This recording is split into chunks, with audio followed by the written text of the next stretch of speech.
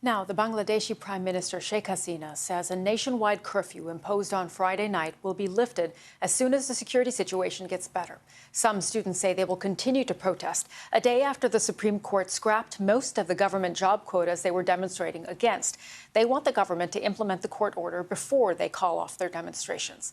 More than 150 people have been killed in a week of violence and over 500 arrested, including some leaders of the main opposition Bangladesh Nationalist Party. Now, the quota scheme meant a third of jobs are reserved for relatives of veterans from the country's war for independence from Pakistan in 1971. A warning that this report from our South Asia correspondent Yogite Limai contains distressing images.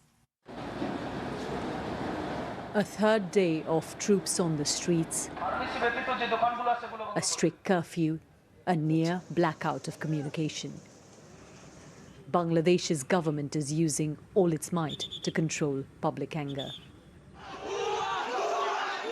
Over the past week, students marched on the streets against quotas in public sector jobs for families of veterans of the 1971 War for Independence, accusing the government of nepotism.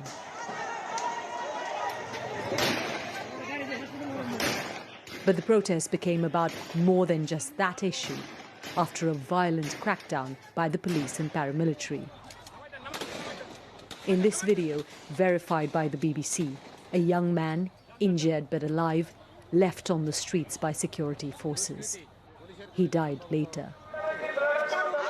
Outside a Dhaka hospital, Shahida Begum, the aunt of 16-year-old Imam Hussain, who succumbed to gunshot injuries. My nephew was an innocent child. Why did they kill him in such a brutal way? She cried. Nahid Islam, one of the protest leaders, told the BBC's Bengali service that he was tortured by the police.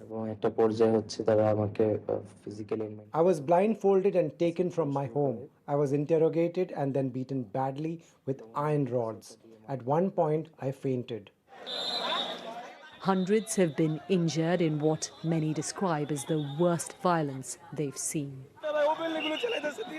3 of my friends are dead. See, there are blood stains on my hand. Why are my hands colored with the blood of my brothers? Bangladesh's government has denied it cracked down on unarmed students. Yesterday, most of the quotas were scrapped by the Supreme Court. For now, students have suspended their protests. But they want this curfew to end and justice for those who've been killed.